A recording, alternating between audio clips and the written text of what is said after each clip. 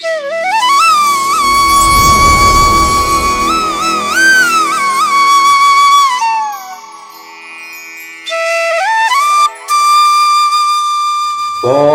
శ్రీ సచ్చిదానంద సమర్థ సద్గురు సాయినాథ్ మహారాజ్ కి జై.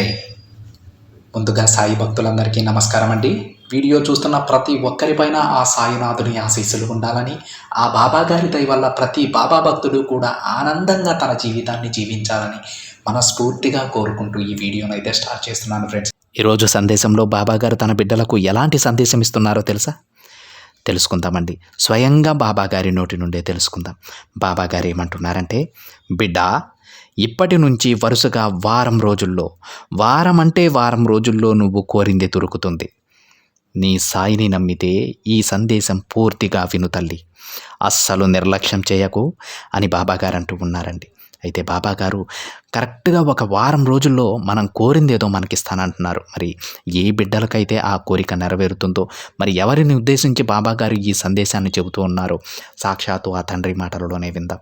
బాబాగారు ఏమంటారంటే, బిడ్డ, నీ కష్ట సమయంలో భయపడకు, బాధపడకు తల్లి. నీ సాయి నీకు తోడు ఉన్నారని ధైర్యంగా ఉండు. నేను ఎప్పుడూ నీతోనే ఉంటానమ్మా. నీకు కావలసిన విజయాన్ని నీకు అందిస్తాను. నీ పూర్వజన్మ పాపకర్మలు ఎలా తొలగించుకోవాలి అని అనుకుంటూ ఉన్నావా? వాటి గురించే ఆలోచిస్తూ ఉన్నావా? దిగులు పడకు తల్లి, ఆ భారమంతా నాపై ఉంచు. నీ పాపకర్మలు నేను తుడిచేస్తానమ్మా. నీ కష్ట సమయంలో నీకు ఒక మంచి పరిష్కార మార్గాన్ని చూపిస్తాను. నువ్వు ఎంత నిజాయితీగా నీ పని చేస్తున్నా అందులో విజయం రాకపోవడానికి కారణం చెబుతాను. విను తల్లి, చాలా శ్రద్ధగా విను. ఎందుకంటే ఇదే నీ జీవితాన్ని మార్చబోయేటువంటి సందేశం. నీ జీవితంలో నువ్వు గెలవకపోవడానికి కారణాలలో మొదటిది చెబుతాను, శ్రద్ధగా విను తల్లి. ఇతరులు ఏమనుకుంటున్నారో అని నువ్వు అనుకోవడం మానుకో. ముందు నీకు ఏది మంచిదనిపిస్తే అది చెయ్యి తల్లి. జరిగిన దానిని తలుచుకొని బాధపడకు. నువ్వది కావాలని చేయలేదమ్మా. ఎవరో ఏదో అనుకుంటారని నువ్వు అక్కడే ఆగిపోతే ఎలా? అనుకునేవాళ్ళు అనుకుంటూనే ఉంటారు. నీ లక్ష్యాన్ని మాత్రం నువ్వు ఆపుకోకు. నీ మనసుని అల్లకల్లోలం చేసుకోకు తల్లి. నీ భవిష్యత్తు కోసం నువ్వు పోరాడాలి. నువ్వు ఏం చేయాలని అనుకుంటున్నావో అదే చెయ్యాలి. వారెవరు నీ మనసుని అల్లకల్లోలం చేయడానికి చెప్పు? నీ జీవితం నువ్వు జీవించాలమ్మా. నీ మనసుని నువ్వు అదుపులో ఉంచుకోవాలి. నీపై ఎవ్వరి ప్రభావం ఉండకూడదు బిడ్డ. ఎవరి మాటల ప్రభావం కూడా నీ మీద ఉండకూడదు. ఎవరైతే పక్కవారు ఏమనుకుంటారో అని ఆలోచిస్తూ ఉంటారో వారు జీవితంలో అస్సలు ఎదగరని గుర్తించుకో. నీకు మంచిదనిపించిందా? ముందుకు వెళ్ళిపో తల్లి. చెడు వైపు అయితే కన్నెత్తి కూడా చూడకు. నీ భవిష్యత్తు కోసం పోరాడమ్మా. నువ్వు ఏం చేయాలని అనుకుంటున్నావో అదే చెయ్యి తల్లి. ఈ తండ్రి ఉన్నాడు కదా, నేనుండగా నీకెందుకు తల్లి భయం? ఎప్పుడైతే నువ్వు నీ జీవితం కోసం పోరాడుతావో, పరాయి వారి మాటలను నువ్వు పట్టించుకోవో, అప్పుడే నీ జీవితం ఆనందంగా ఉంటుంది. సగం ఆనందాన్ని నీ చుట్టుపక్కల వారే లాగేసుకుంటున్నారు బిడ్డ, బలవంతంగా నీ దగ్గర నుంచి. ఆ విషయాన్ని గుర్తించుకో. ఎప్పటి నుండైతే నువ్వు పరాయి వారి మాటలు వినవో, ఆ మాటలను నీ మనసు వరకు తీసుకువెళ్ళవో, ఆ రోజు నుంచి నీ జీవితం చిన్నగా మారడం మొదలు పెడుతుంది. ఎలా మారుతుందో తెలుసా తల్లి? ఎంత అద్భుతంగా ఉంటుందో తెలుసా నీ జీవితం? వేరే వారి మాటలను నువ్వు పట్టించుకోకపోతే నీ జీవితం ఎంత అందంగా ఉంటుందంటే ఒక్కసారి నేను చెబుతాను విను. ఒక వసంతకాలంలో పల్లెటూరిలో ఆరుబయట కూర్చున్న వ్యక్తికి కోయిల కూసిన గానం వినబడితే ఎంత మధురంగా ఉంటుందో తెలుసా బిడ్డ? నీ జీవితం కూడా అంతే మధురంగా ఉంటుంది. పక్కవారి మాటలు వినకుండా నీ మనసు దాకా పోకుండా చూసుకుంటే ఒక్కసారి ప్రయత్నించి చూడు. నిజం బాబా, మీరు చెప్పింది 100కి 100% నిజమని నువ్వే అంటావు తల్లి. ఒక్క విషయం గుర్తించుకోమ్మా, ఓటమి అనేది గెలుపుకి పునాది అని గుర్తుపెట్టుకో. ఓటమి ఎదురైందని వెనకడుగు వేయకు బిడ్డ. నీ పనికి సరైన సమయాన్ని ఎంచుకో. మంచి కాలం కోసం ఎదురు చూడు, అంతే చాలు. ఇక నీ ప్రయత్నాలన్నీ ఫలిస్తాయి బిడ్డ, నన్ను నమ్ము. ఒక విషయం చెప్పనా తల్లి? తప్పు చేసినప్పుడు ఒప్పుకునే ధైర్యం, ఆ తప్పుని సరిదిద్దుకునే సామర్థ్యం ఉంటే తప్పకుండా నువ్వు గెలుపు సాధించగలవు. కాబట్టి నీ మనసుని ప్రశాంతంగా ఉంచుకో. అది జరగలేదు, ఇది జరగలేదు అని ఆలోచిస్తూ కూర్చోకు తల్లి. నీకు ఉన్న దాంట్లోనే సర్దుకొని సంతృప్తి పడు. నీలోని సామర్థ్యాన్ని బయటపెట్టు. నీ జీవితం మంచి మార్గంలో నడిచేలా నేను చేస్తాను. అది నా బాధ్యత కూడా.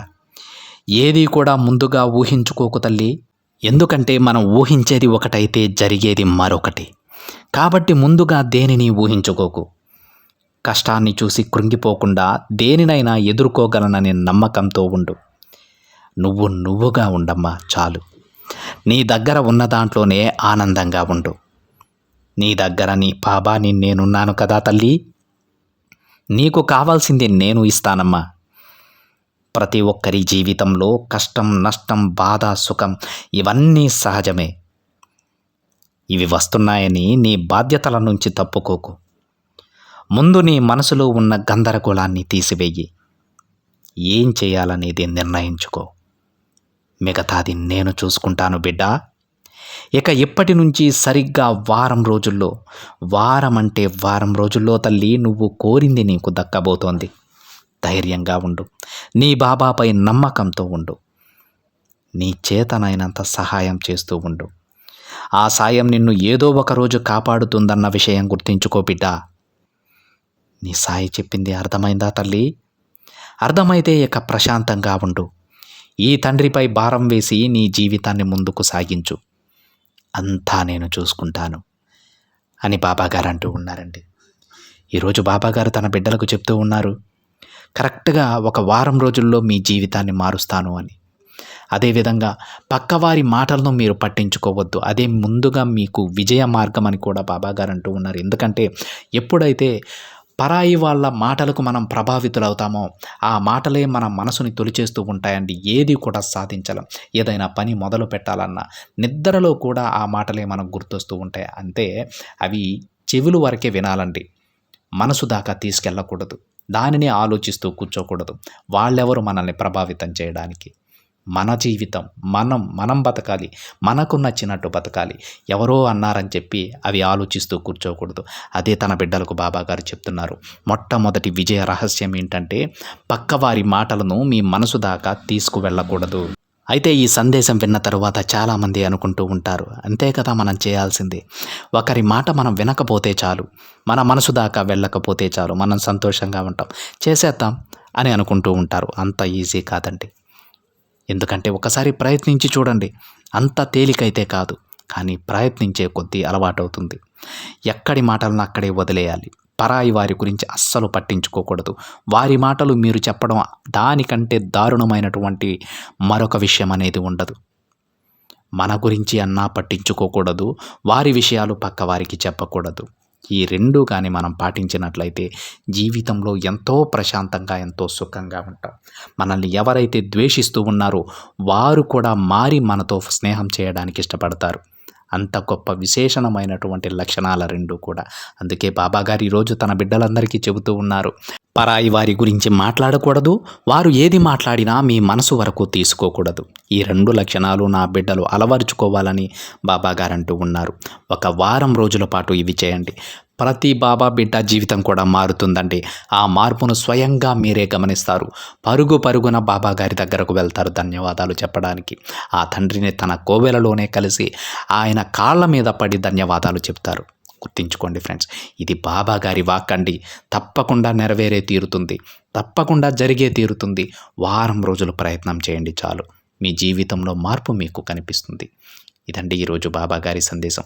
ఈ సందేశాన్ని తప్పకుండా మీ చుట్టూ ఉన్నటువంటి బాబా భక్తులు ప్రతి ఒక్కరితో కూడా పంచుకోండి ఫ్రెండ్స్. ఇదండి ఈరోజు బాబాగారి సందేశం. ఈ సందేశం కనుక నచ్చినట్లయితే ఒక చిన్న లైక్ చేయండి ఫ్రెండ్స్. మరికొంతమంది సాయి భక్తులకి షేర్ చేయండి. మొదటిసారిగా ఛానల్ని చూస్తున్నట్లయితే సబ్స్క్రైబ్ చేసుకొని పక్కనే ఉన్న బెల్ ఐకాన్ని యాక్టివేట్ చేయండి. మరొక బాబాగారి సందేశంతో మరొక వీడియోలో కలుద్దాం. అంతవరకు ఓం సాయిరామ్.